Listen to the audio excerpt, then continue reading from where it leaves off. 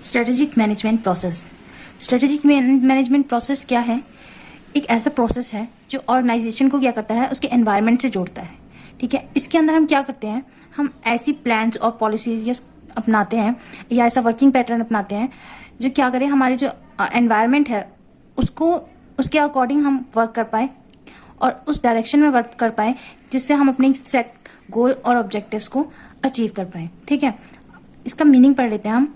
Strategic management is the process of relating an organisation as a subsystem with its environment.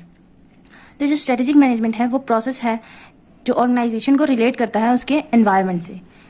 The process involve the task of strategy formulation, strategy implementation and review. तो इस process के अंदर 3 task जो है वो perform किए जाते हैं। कौन कौन से हैं वो? स्ट्रेटेजी फॉर्मेशन का टास्क, स्ट्रेटेजी इम्प्लीमेंटेशन और फिर रिव्यू कि जो स्ट्रेटेजी हमने इम्प्लीमेंट करी है वो अभी भी एप्लीकेबल है या नहीं, सो एज टू जज whether the strategy formulated is able to achieve the set गोल।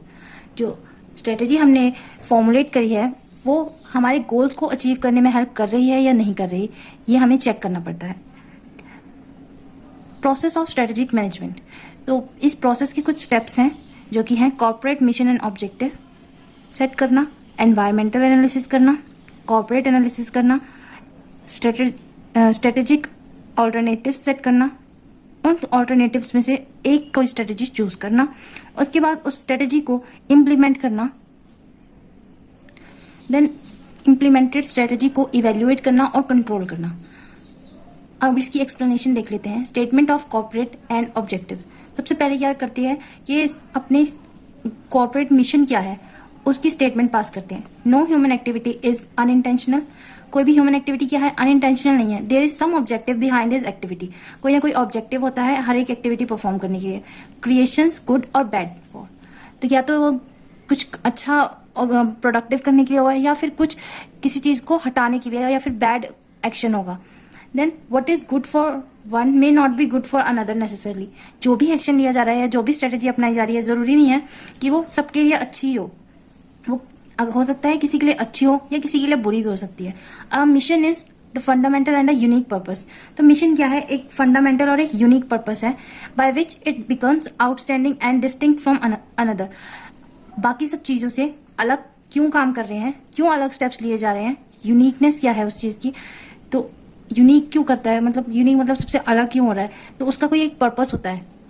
तो वही है कि डिस्टिंक्ट करता है, डिस्टिंक्ट फ्रॉम अनदर, यानी कि बाकी सारी चीजों से एक अलग मिशन डिफाइन करना। सबसे पहले कॉर्पोरेट का क्या करा जाएगा, मिशन और ऑब्जेक्टिव डिफाइन किया जाएगा फर्स्ट स्टेप में। देन सेकेंड स्टेप है हमारे पास embracing on environmental analysis. These environmental forces are uncontrollable by the organization and only action is interaction of adjusting to the following current। तो ये जो environmental analysis है ये क्या है? Environmental force are uncontrollable। जो environmental force है वो क्या होते हैं? uncontrollable होते हैं, जो कि यानी ऑर्गेनाइजेशन उनको कंट्रोल नहीं कर सकता और उसके लिए वो सिर्फ क्या कर सकता है? Only action is interaction. वो सिर्फ ऐसे इंटरेक्ट कर सकता है कि उसको करंट सिचुएशन में क्या करना पड़ेगा, एडजस्ट करना पड़ेगा। Adjusting to the following currents, जो भी सिचुएशन है उसके अंदर उसको अपने आप को मोल्ड करना पड़ेगा और उसके अकॉर्डिंग एडजस्ट करके काम चलाना ही पड़ेगा। In interacting every form is expect opportunity backed by threat also. हर इंटरेक्शन के साथ क्या आती है, जो भी फर्म किसी चीज से इंटरेक्ट करी है इधर तो वो अपॉर्चुनिटी होगी या फिर उसके साथ कुछ थ्रेट जुड़े होंगे। ठीक है, नेक्स्ट है हमारे पास कॉर्पोरेट एनालिसिस। कॉर्पोरेट एनालिसिस क्या है? ऑर्गेनाइजेशन का खुद का इंटरनल एनालिसिस होता है। तो external environment realises opportunity shielded with threats and the extent the company engages on this will depend on its ability। तो जो एक्सटर्नल एनवायरनमेंट है वो क्या प्रोवाइड करता है? अपॉर्चुनिटी प्रोवाइड करता है। और क्या प्रोवाइड करता है? थ्रेट प्रोवाइड करता है। यानी या तो कुछ अपॉर्चुनिटी आएगी या फिर उसके साथ थ्रेट आएंगे।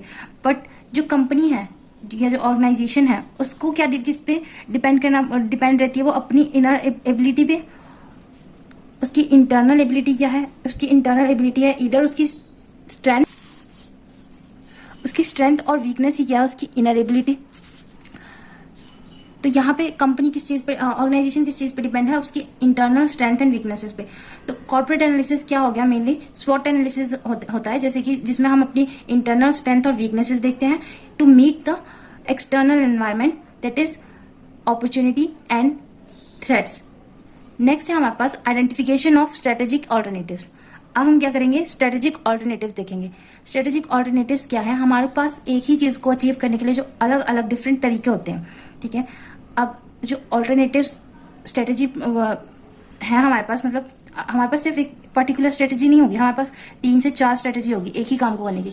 तो उसमें से हमको एक एक्यूरेट स्ट्रेटेजी सिलेक्ट करनी पड़ेगी। तो पहले देख लेते हैं इसमें क्या है, आइडेंटिफिकेशन ऑफ स्ट्रेटेजिक ऑल्टरनेटिव में this exercise of exploring is to external environment and keeping update of its strength and weaknesses will render itself more bolder and shaper to dense and develop more alternatives। जितना ज़्यादा explore करेंगे external environment को और उसके according जितना ज़्यादा अपने आप को अपग्रेड रखेंगे, अपनी स्ट्रेंथ को और अपनी वीकनेस को, वो किस चीज़ में हेल्प करेगा हमारे को कि हम कैसे अपने डिसीजन ले पाए बोल्डर और शेपर, मतलब कि बोल्डली उसको अपने एनवायरनमेंट को एक्सेप्ट कर पाएंगे और उसके फाइट बैक कर पाएंगे और अपने आप को डेवलप कर पाएंगे, क्या उसकी डेवलपमेंट हो पाएगी ऑल्टरनेटिव्स की। से ज़्यादा ऑल्टरनेटिव सोर्स होते हैं, तो ऑल्टरनेटिव स्ट्रेटेजी होती है, तो हमारे पास बेस्ट स्ट्रेटेजी चूज करने का ऑप्शन आ पाता है। अगर हमारे पास एक ही स्ट्रेटेजी है तो हम वही इम्प्लीमेंट कर देंगे, चाहे वो सही है या गलत। तो नेक्स्ट है हमारे पास choice of right strategy. Once the alternative are available there is need for right strategy. जब हमने देख लिया हमारे पास बहुत सारी स्ट्रेटेजी हाँ अवेलेबल है, 3 से 4 स्ट्रेटेजी अगर आपके पास अवेलेबल है, तो आप क्या करोगे, उनमें से कौन सी स्ट्रेटेजी चूज करोगे, वो बेस्ट स्ट्रेटेजी जो आपको क्या करे, हेल्प करे टैकल करने में सिचुएशन टैकल करे, साथ ही साथ आपकी कॉस्ट एफिशिएंट भी हो, मतलब कॉस्ट भी रिड्यूस करे और आपके लिए रिजल्ट्स भी अच्छे प्रोवाइड करे, ऐसी ही स्ट्रेटेजी आप चूज करोगे। Strategy formulation is the result of making strategic decision taking into account all the factor that determines the given strategy. तो स्ट्रेटेजी फॉर्मुलेशन कैसे होती है,